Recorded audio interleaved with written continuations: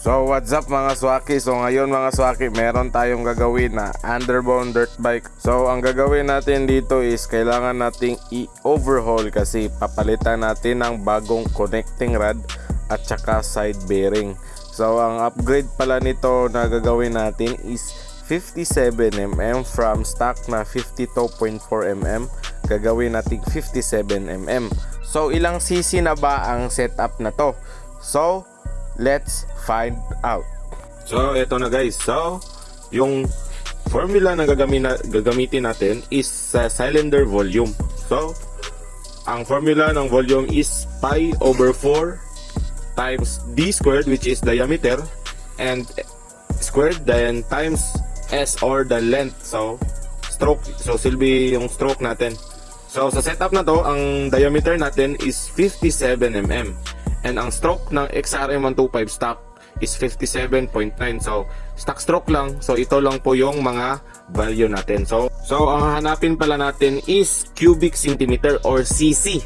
So mm man to. So convert muna natin ng cm. So diameter equals to divide 10 lang natin para ma-convert natin to cm. So 5.7 cm.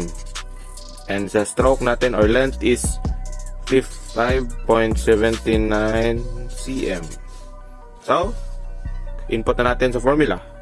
So, eto na, plug natin sa formula. V is equals to pi over 4. Hindi na mo 4 yan, 4 times D natin, which is 5.7 cm or 57mm squared times length or stroke. So 5.79 or 57.9 mm. So V is equals to, lagyan natin sa calcu. So pi over 4 times 5.7 squared times 5.79 cm equals to 147.74. So yan po ang cc ng ating unit. 1.74 or 1 na natin to, round off, 0.75 cm cube or cc. So yan po ang displacement or cc ng ating setup ngayon. So yan lang po. So hindi po makaka-apekto sa cc yung valve, tsaka carb, tsaka CDI or ECU or ano pa dyan. Ang binabase lang sa cc ng motor or displacement is yung diameter ng piston at tsaka yung stroke. So hindi rin naka-differ yan sa taas ng connecting rod sa cc, but sa stroke lang po. So stock stroke lang, kahit mataas yung rod mo, stock, yun pa rin yung cc mo. So yan lang pong dalawa importante sa cc. So sa power, mag-iiba na yan. So dyan na papasok yung mga valve size, mga port, at saka iba pa. So itong dalawa lang po ang importante sa cc or sa engine displacement. So yan lang po. Marami pa pong ibang formula na pwedeng gamitin sa pag-compute ng displacement. So yung gamit ko po is more likely ginagamit sa engineering na formula. Pero marami pong formula na ginamit at meron akong ituturo sa inyo na mas madali. So plug in lang yung value. So makukuha nyo na ang cc ng inyong motor. So pakita ko sa inyo. So ito na po yung sinasabi kong pinamadaling paraan sa pagkuha ng engine displacement. So lang dyan, plug in mo lang piston diameter at saka engine stroke. So plug in mo lang, so makukuha. So same sa kinompute natin, 147cc. So ang app to ay Moto Run. So hanapin nyo lang po. Ipagpatuloy na natin yung pagbabaklas ng makina. So nandito na tayo sa clutch side. So isa sa mga upgrade pala nito is from automatic clutch. So gagawin nating manual clutch. So hand clutch na po siya. So So, nandito na tayo sa pagbabaklas ng crankshaft. So, DIY lang po yung gamit natin na presser. So, yan po, binabaklas na natin yung crankshaft para makuha na natin yung connecting rod para makabitan na natin ng bago. So, meron tayong lumang jack dyan.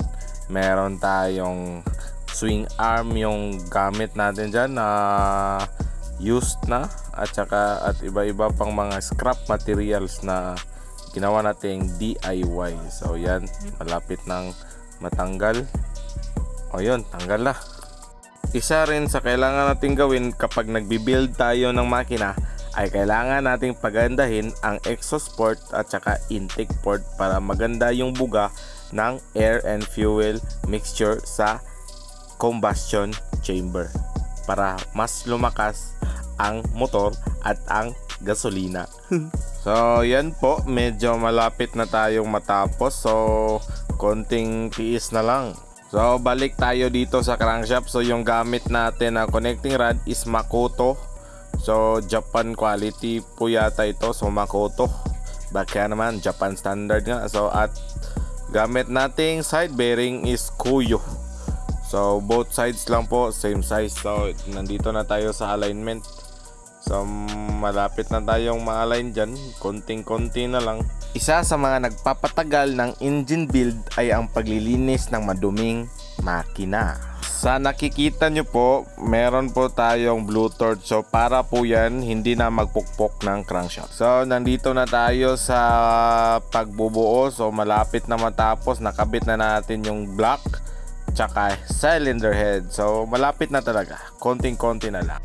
So nandito na tayo sa part sa pagkabit ng manual clutch.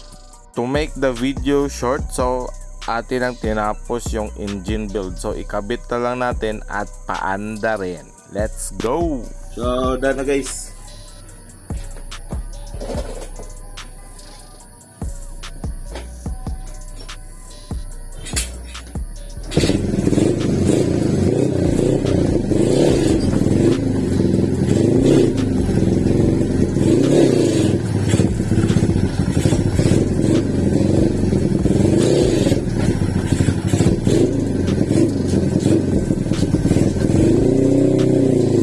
So that's all for today's video mga swaki. So salamat sa panonood. Sana may natutunan kayo at kung may mali man ako, pasensya na po. So see you on my next vlog and engine setup.